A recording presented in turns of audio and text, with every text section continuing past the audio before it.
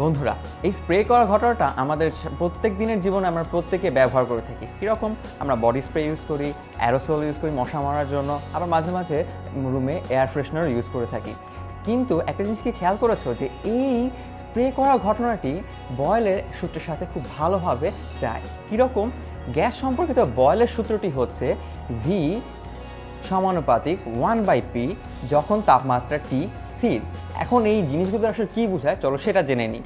ধরো এটি একটি পাত্র, এই পাত্রের ভিতর অনেকগুলো গ্যাসের কণা রয়েছে, অর্থাৎ এখানে গ্যাস রয়েছে।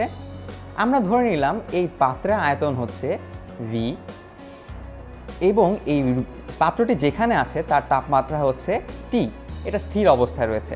এখন চিন্তা করো, এই পাত্রটা যদি সংকোচনশীল হয় বা প্রসারণশীল হয়, আমরা যদি এখান থেকে বাইরে থেকে যদি এর উপর প্রেশার দিই অর্থাৎ চাপ প্রয়োগ করি, তাহলে কি হবে? খুব সহজেই বোঝা যাচ্ছে যে জিনিসটা সংকুচিত হয়ে যাবে। আবার যদি প্রেশারটা কমিয়ে নিই তাহলে কি হবে? প্রসারিত হয়ে যাবে। তো এই সম্পর্কে দেখছো যে যখন আমি প্রেশার বাড়িয়ে দিচ্ছি তখন গ্যাসের আয়তনটা কী হচ্ছে? এখানে গ্যাসের আয়তন কেন বলছি? দেখো, পাত্রের আয়তনটাই তো গ্যাসের আয়তন, কারণ গ্যাস পুরো পাত্রটি দখল করে আছে। তো যখন প্রেশারটা আমরা বাড়িয়ে দিচ্ছি অর্থাৎ চাপ বাড়িয়ে দিচ্ছি তখন গ্যাসের আয়তনটা কি হচ্ছে?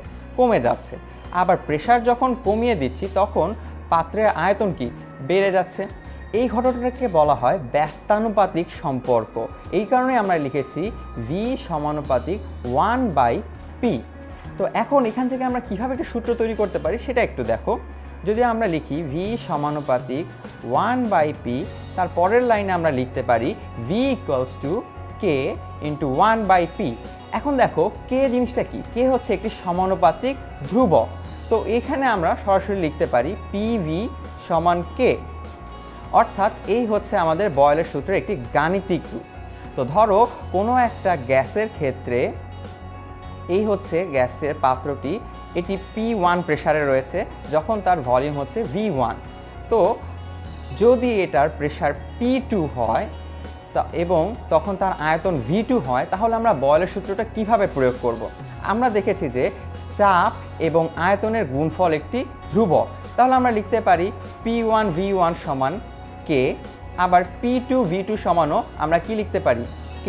তাহলে দেখো এই দুটি সমীকরণকে আমরা একসাথে লিখতে পারি P1 V1 = P2 V2।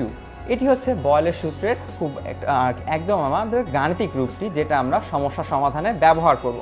কিন্তু কথা হচ্ছে স্প্রের সাথে কিভাবে বয়েলের সূত্রটি জড়িত তা একটু জেনে নিই। দেখো, এই যে স্প্রেটা যখন আমরা ব্যবহার করি, এই ধরো স্প্রের পাত্রটি, এখানে আমরা চাপ দিলে স্প্রে বের হয়ে আসে এখান থেকে। তাহলে এই পাত্রের ভিতরে চাপ থাকে অনেক বেশি, কিন্তু যখনই তুমি এইখানে চাপ দিচ্ছ তখন এখানকার একটি মুখ খুলে যায়, যার কারণে বাইরের চাপের আর কি এই যে পাত্র তার তুলনায় বাইরে যে চাপটা রয়েছে অর্থাৎ আমাদের চারপাশে, সেটি পরিমাণ থাকে খুবই কম। ভেতরের চাপ বেশি এবং নিচে বাইরের চাপের পরিমাণ যদি খুবই কম হয়, তাহলে একটা জিনিস বুঝতেই পারছো, এই গ্যাস যখন এখান দিয়ে বের হয়ে আসবে তখন সেটা কি চারদিকে ছড়িয়ে পড়বে। এই নীতিটা ব্যবহার করে আমরা বয়েলের সূত্রটা ব্যবহার করে এই স্প্রেগুলো আমরা তৈরি করে থাকি। এভাবে আমাদের স্প্রেগুলো কাজ করে। তো এখন কথার বিষয় হচ্ছে যে এই বয়েলের সূত্রটির কি কোনো গ্রাফ আছে কিনা সেটা আমরা একটু চলো দেখে নিই এবং এটা কিভাবে কাজ করে সেটা আরেকটু ভালোভাবে জেনে নিই। দেখো, এখানে আমরা একটা সিস্টেম দেখতে পাচ্ছি। এখানে দেখতে পাচ্ছি টেম্পারেচারটা ফিক্সড করা আছে 300-তে এবং আমরা দেখতে পাচ্ছি এখানে 1 অ্যাটমসফিয়ারে এই যন্ত্রটি সেট করা রয়েছে। এখানে আমরা এই যে মাঝখানে হলুদ ডট দেখতে পাচ্ছ, এই জায়গাটাতে গ্যাস রয়েছে।